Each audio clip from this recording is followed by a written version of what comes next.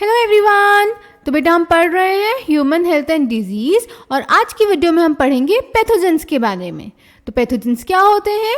Pathogens are disease causing organisms, यानी वो organisms जो हमारी बॉडी में डिजीज कॉज करते हैं उनको हम पैथोजेंस बोलते हैं।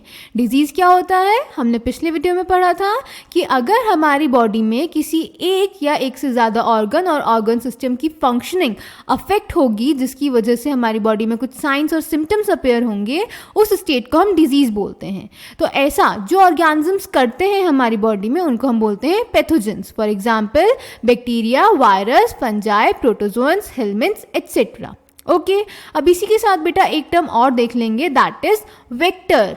अक्सर बच्चे वेक्टर और पैथोजन में कंफ्यूज हो जाते हैं जबकि दोनों अलग अलग चीज़ें हैं। Pathogen are the organisms which cause disease and vector are the organisms which carry pathogens, यानी कि पैथोजन वो ऑर्गेनिज्म होते हैं जो डिजीज कॉज करते हैं और वेक्टर वो ऑर्गेनिज्म होते हैं जो पैथोजन को होस्ट की बॉडी में कैरी करते हैं। फॉर एग्जाम्पल मलेरिया का पैथोजन है प्लाज्मोडियम, यानी मलेरिया प्लाज्मोडियम की वजह से होता है, बट प्लाज्मोडियम को हमारी बॉडी में लेके आता है फीमेल एनोफिलिस मस्किटो, यानी the vector for malaria is female Anopheles mosquito but the pathogen is Plasmodium. Clear है? तो इसको आप याद रखेंगे, ठीक है।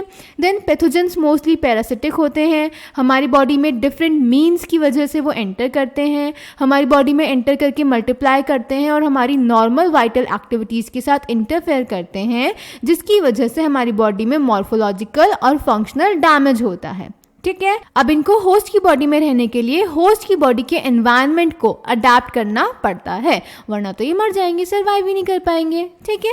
चलिए, तो ये थी पैथोजन की बात, इसको एनसीईआरटी से पढ़ लेते हैं बेटा। So a wide range of organisms belonging to bacteria, viruses, fungi, protozoans, helminths etcetera could cause diseases in man.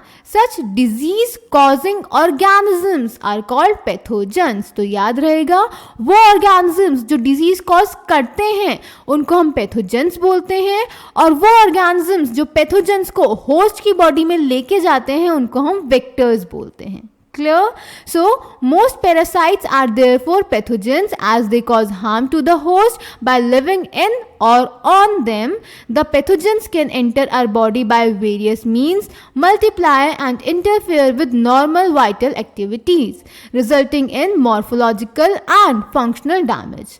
Pathogens have to adapt to life within the environment of the host. For example, the pathogens that enter the gut must know a way of surviving in the stomach at low pH and resisting the various digestive enzymes. तो उसी का एक example आपको दिया हुआ है बेटा।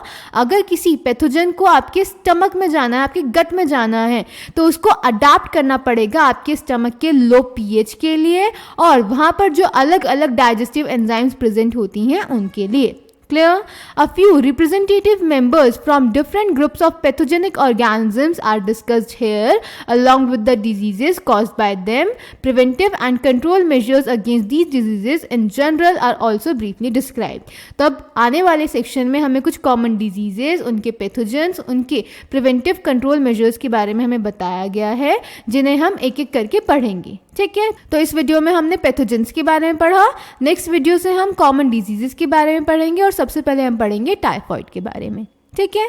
आप इसको ध्यान से एनसीईआरटी से पढ़ेंगे, अपने नोट्स बनाते हुए चलेंगे और कोई भी डाउट होगा तो मुझसे कमेंट सेक्शन में पूछ लेंगे। Thank you.